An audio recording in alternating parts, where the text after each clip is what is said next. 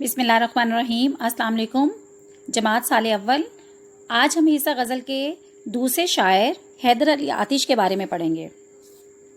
ख्वाजा हैदर अली आतिश जो है, हैदर अली नाम और आतिश तखल्लुस था। उनके जो आबाओ अजदाद थे, उनका पहला पड़ाव दिल्ली था, जहाँ से ये लोग फैसलाबाद चले गए, क्योंकि यहाँ शुजाउद्दौला के ज़माने में अमन अमान और खुशहाली का दौरा था। आतिश जो थे वो 1774 में पैदा हुए, फैज़ाबाद में ही पैदा हुए। वालिद की वफ़ात के बाद आतिश की तालीम अधूरी रह गई। अपने तौर पर अरबी और फ़ारसी पढ़ी और जो है बचपन से ही शेर कहते थे। नवाब मिर्ज़ा मोहम्मद तकी ख़ान के हम मुलाज़मत भी की तो लखनऊ पहुँच गए।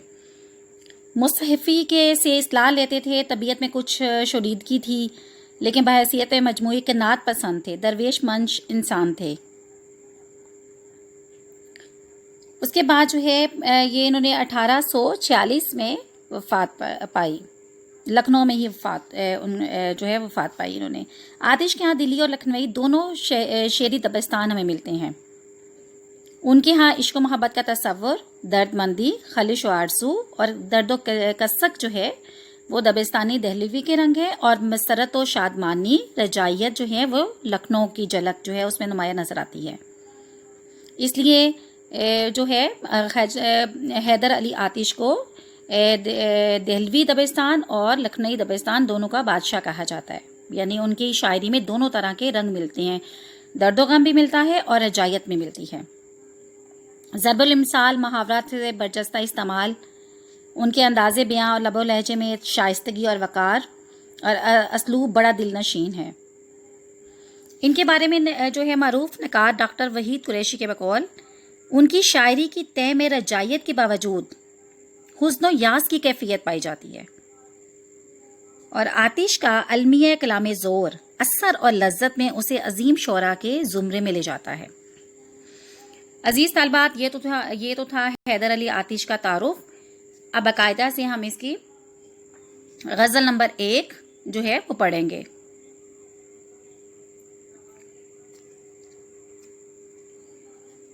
हवाए दौर में खुशगवार राह में है, खज़ा चमन से जाती बहार राह में है। मफ़हूम, खज़ा चमन से जा रही है और बहार अभी राह में है।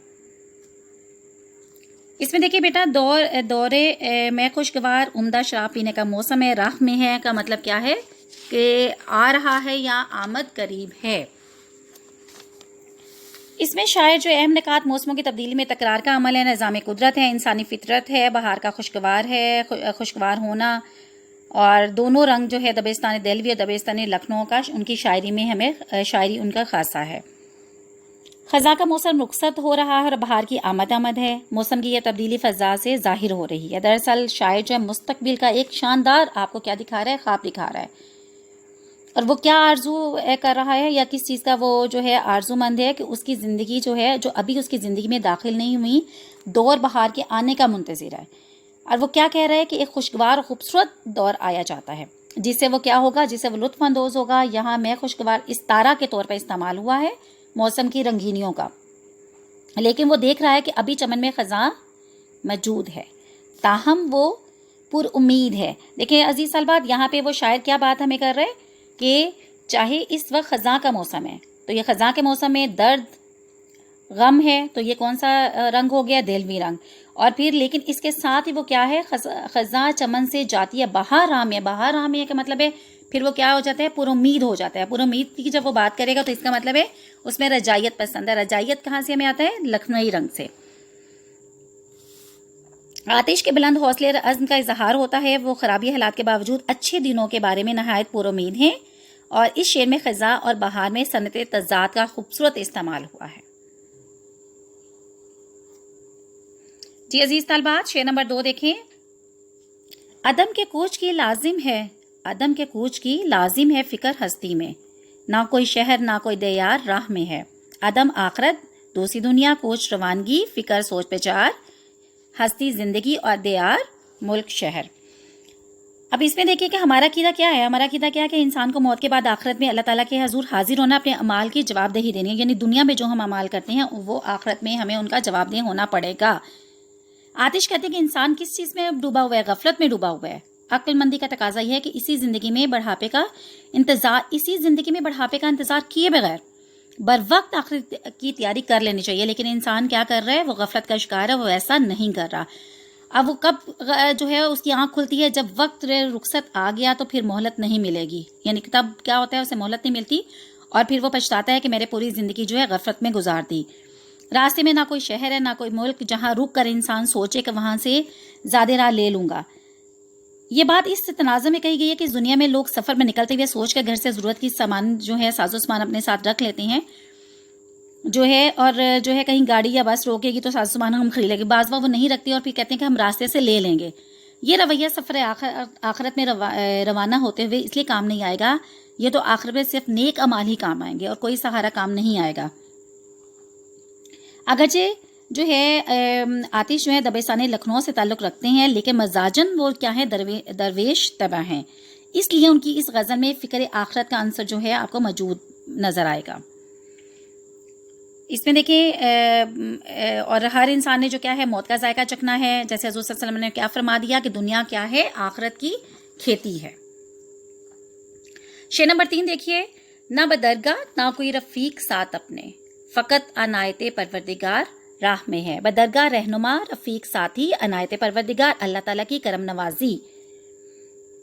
عزیز طالبات، اس شعر میں دیکھیں کہ اس شعر کو سابقہ شعروں کے ساتھ ملا کر ہم پڑھیں گے تو ہمیں زیادہ بات جو ہے وضاحت کے ساتھ ہمارے سامنے آ جائے گی کہ باقی متعلقہ جو اس سے بالا جو اشعار پیش کیے گئے اس میں بھی یہی بات ہو رہی تھی کہ انسان کیا ہے؟ انسان یہ دنیا آخرت کی کھیتی ہے اور انسان اس میں آخرت کی تیاری کے لیے آیا ہے. قرآن کریم میں واضح طور پہ بتایا گیا کہ روز قیامت صرف اعمال حسنہ ہی کام آئیں گے. انسانی تعلقات، دوستیاں، رشتے ناطے سب بیکار ثابت ہوں گے. آتش کیا کہتے ہیں اس بارے میں کہ سفر آخرت میں کوئی رہنما، کوئی ساتھی، کوئی دوست مدد نہیں کر سکے گا. بس اللہ تعالیٰ کا فضل و کرم ہی مشکلات سے نجات دلائے گا اور اللہ کی عنایت اس پر ہوگی جس کے اعمال کیا ہوں گے عزیز طالبات؟ نیک ہوں گے. بمقصد شاعری انسان کی صحیح رہنمائی کرتی ہے اور ایسا ہی کوئی نہ کوئی شعر انسان کی زندگی کا رخ بدل دیتا ہے. اس دنیا میں سفارش کی پرچی کے عادی لوگوں کے لیے یہ شعر باعث عبرت ہے، بشرطے کہ کوئی سمجھنے والا ہو. یہ شعر بھی انسان کو ایک نئی آگاہی اور نیا شعور دیتا ہے. آتش کیا کہہ رہے ہیں شعر میں کہ آخرت کی جانب سفر میں انسان ہمیشہ اکیلا ہی جاتا ہے، اس کے ساتھ کوئی چیز نہیں جائے گی. کیونکہ کہا جاتا ہے نا کہ جیسے سکندر جب چلا دنیا سے تو دونوں ہاتھ اس کے کیا تھے؟ خالی تھے. ہر طرح کی چیزیں جو تھی، جو بلند و بالا دولت کے انبار، یہ وہ ہر چیز یہیں پہ رہ گئی. اگر انسان اس دنیا میں کوئی نیکی کی ہوگی تو وہ کسی سے ہمدردی کی ہوگی، خدمت خلق کیا ہوگا، کسی کی مدد کی ہوگی. یہی نیک اعمال اس کا زیادہ راہ ہوں گے، یہی رفیق راہ ہوں گے اور یہی سب کچھ خدا کی توفیق اور عنایت پر منحصر ہے. اس لیے آخرت میں کامیابی جو ہے خدا کے فضل و کرم اور اس کی نظر شفقت پر ہے. دنیا کے کوئی دوستی، تعلق اور رفاقت کام نہیں آئے گا. اس سفر کی تیاری کرنی چاہیے اور اللہ تعالیٰ کے رحم اور عنایت کی دعا ہر وقت کرتے رہنا چاہیے. جیسے ارشاد باری تعالیٰ ہے کہ اے اللہ ہم تیری ہی عبادت کرتے ہیں اور تجھی سے مدد مانگتے ہیں. جی عزیز طالبات، اب شعر نمبر 4 دیکھیے. سفر ہے شرط مسافر نواز بتیرے، ہزارہ شجر سایہ دار راہ میں ہے. مسافر نواز مسافروں کی خدمت اور خبرگیری کرنے والا. بتیرے کا مطلب بہت زیادہ، شجر سایہ دار میں سایہ دار درخت، یعنی اس سے مراد مہربان لوگ ہیں. مفہوم جس طرح راستے پر لگے ہوئے انگنت درخت مسافروں کے سہارے کا باعث بنتے ہیں، اسی طرح اگر انسان سفر کا آغاز کر دے تو اسے کئی مددگار مل جاتے ہیں. اب اس میں جو ہے شاعر کیا بات بیٹا آپ کو کہنا چاہ رہا ہے کہ جب کوئی شخص عزم سفر کر کے گھر سے نکلتا ہے تو اللہ تعالیٰ اس کے لیے سفر میں سہولتیں فراہم کر دیتا ہے. مثلا گرمی کے موسم میں وہ سایہ دار درخت کے نیچے پناہ لیتے ہیں. یہ قدرتی سہولت ہے جو اسے میسر آتی ہے. اب اس مثال کے پردے میں شاعر دراصل یہ بات آپ کو سمجھانا چاہ رہا ہے کہ زندگی میں کامیابی کے لیے کوشش، محنت اور جد و جہد کا ارادہ کرنا اور کمر بستہ ہونا اولین شرط ہے. عزیز طالبات دیکھیں اس شعر میں حیدر علی آتش جو ہیں کہ وہ کیا کہہ رہے ہیں کہ جب انسان تکدو کرتا ہے تو قدرت اس کی مدد کرتی ہے. تعاون کرنے والے لوگ مل جاتے ہیں اور مشکلیں آسان ہو جاتی ہیں. گویا حصول مقصد کے لیے کیا کرنا ہے؟ تکدو کرنا اولین شرط ہے. بگڑی سنوارنا بنانا اسی ذات پاک کا کام ہے. وہ انسان کے لیے بہت سے ایسے وسائل پیدا کر دیتا ہے جو اس کے خواب و خیال میں بھی نہیں ہوتے. اس لیے اس کے بھروسے پر جدوجہد کے لیے نکل کھڑے ہونا. فقط تک و دو کیجیے اور دیکھیے کہ وہ ذات اعلیٰ جو ہے آپ کے لیے کیسے کیسے ذرائع فراہم کرتی ہے اور کیسے کیسے آپ کی مدد کرتی ہے. کہا بھی جاتا ہے نا کہ سفر کو ویسے بھی وسیلہ ظفر کہا جاتا ہے. اگر یہ سفر کسی اچھے مقصد کے لیے ہو تو وسائل و اسباب خود بخود پیدا ہوتے چلے جاتے ہیں. ارشاد باری تعالیٰ کیا ہے کہ جو لوگ ہمارے راستے میں کوشش و کاوش کرتے ہیں ہم اپنے راستے کی طرف اس کی رہنمائی کرتے ہیں. تو عزیز طالبات آپ کو آسانی جو ہے اس جو 2-3 اشعار ہم نے کہا کہ اس کو اگر ہم ملا کے بھی کرتے ہیں تشریح تو بڑی آسانی کے ساتھ اس کی تشریح کی جا سکتی ہے. اور اس میں بار بار کیا بات آپ کو شاعر کہہ رہے ہیں کہ یہ دنیا کیا ہے؟ مسافر خانہ ہے. یہ آخری زندگی ہے، موت اصل حقیقت ہے. ہمیں اس کے لیے کوشش کرنی ہے اور سفر جو ہمارے لیے مقصد ہونا چاہیے، جو مقصد اپنی منزل کی طرف پہنچنے کے لیے آپ منزل مقصود کو بنا لیں گے تو انشاءاللہ اللہ تعالیٰ جو ہے آپ کی مدد کرے گا اور آپ کے لیے مختلف ذرائع پیش کرے گا. شعر نمبر 5 کی تشریح عزیز طالبہ دیکھیے. مقام تک ہم بھی اپنے پہنچ ہی جائیں گے، تو دوست ہے دشمن ہزار راہ میں ہے. اگرچہ راستے میں کئی دشمن موجود ہوں لیکن خدا ہمارا کیا ہے؟ دوست ہے. اس لیے ہم اپنی منزل تک ضرور پہنچ جائیں گے. اس میں دیکھیں عزیز آتش درویش مند انسان تھے. دنیا سے ان کا تعلق محض گزر اوقات کرنے تک رہا. انہوں نے اسے لو نہ لگائی. ٹھیک ہے. اور ان کا مان کیا چنانچہ یہ کہہ رہے ہیں کہ انسان کو منزل مقصود تک پہنچنے میں بہت سی رکاوٹوں کا سامنا کرنا پڑتا ہے. حاسد اور دشمن روڑے اٹکاتے ہیں. عزیز طالبات کیا ہوتا ہے؟ جو شیطان ہے انسان کا سب سے بڑا دشمن ہے اور وہ راہ راست سے ہٹانے کے لیے ہر دم اس کے لیے کوشش کر رہا ہوتا ہے. لیکن انسان کیا کرتا ہے؟ مشکلات پر قابو پانے کے لیے اپنی ہی سی کوشش کرتا رہتا ہے.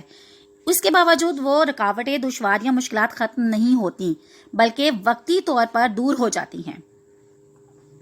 لیکن شاعر صاحب ایمان ہے، اسے یقین کامل ہے کہ چونکہ خدا کا فضل و کرم اس کے شامل حال ہے اور ہزار دشمنوں کے مقابلے میں خدا ہمارا دوست اور مددگار ہے، اس لیے یہ دوستی ہزار دشمنیوں پر باری ہوگی اور میں منزل مقصود تک پہنچنے میں کامیاب و بامراد ہوں گا. یہ شعر جو ہے بے عزیز طالبات، یہ شعر ہمیں زندگی کی پیچیدہ راہوں میں پیش آنے والی مشکلات و مصائب کے مقابلے میں خدا پر بھروسے کا اور اس درس دیتا ہے. قرآن حکیم کی تلقین بھی یہی ہے. تمہارے رب کا فرمان ہے کہ مجھے پکارو میں تمہاری دعا قبول کروں. عزیز طالبات کیا کہا جا رہا ہے اس میں؟ شاعر کیا سمجھانا چاہ رہے ہیں؟ تمہارے رب کا کیا فرمان ہے کہ مجھے پکارو میں تمہاری دعا قبول کروں گا. یعنی مصیبتوں اور دشمنوں کے مقابلے میں اللہ تعالیٰ انسان کی ضرور مدد کرتا ہے، بشرطے کہ کیا ہونا چاہیے؟ انسان اس کی طرف رجوع کرے. جی عزیز طالبات یہ 5 اشعار کی تشریح ہے جو غزل نمبر 1 کی ہے. جو چھٹا شعر اس کا ہے: تھکے جو پاؤں تو چل سر کے بل، نہ ٹھہر آتش، گلے مراد ہے منزل میں، خار راہ میں ہے. یہ جو اس کا یہ شعر ہے اس میں عزیز طالبات کیونکہ تخلص استعمال ہوا ہے، ایک امتحانی نظر سے یہ نہیں آئے گا لیکن پھر بھی میں اس کی تھوڑی سا مفہوم اور تشریح بتا دیتی ہوں.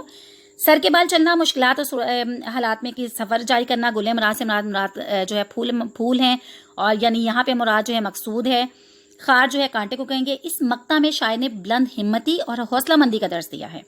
وہ اپنے آپ سے کہتا ہے کہ اے آتش، دنیا میں مشکلات تو بہت زیادہ ہیں. اگر تمہارے ذہن میں منزل مقصود کا تصور موجود ہے اور عزم جواں ہے تو پھر پاؤں تھک جائیں یا ان میں چھالے پڑ جائیں اور چلنا مشکل ہو جائے تو تمام تر مشکلات کے باوجود سفر جاری رکھنا. بلند مقام حاصل کرنے کے لیے سر کے بل جانا ضرور ہے. یہاں اگر عشق حقیقی کی طرف اشارہ ہے تو محبوب حقیقی سے وصال کے لیے ہر دکھ برداشت کرنا ہی اصل حصول مقصد میں معاون ثابت ہوتا ہے. ٹھیک ہے.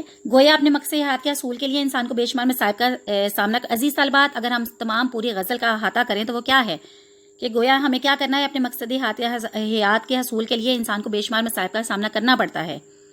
ٹھیک ہے. تاریخ اور راک منزل کے لیے تگ و دو کرنے والوں کے ذکر سے بھری پڑی ہے اور جو ہے اگر ہم اپنی منزل کا صحیح تعین کر لیں گے تو انشاءاللہ ہماری کامیابی اور کامرانی جو ہے وہ کیا ہے؟ یقینی ہے. یہاں پہ صنعت تضاد کا بھی استعمال ہوا ہے. تو یہ عزیز طالبات آج حیدر علی آتش کی غزل نمبر 1 کی تشریح ہے.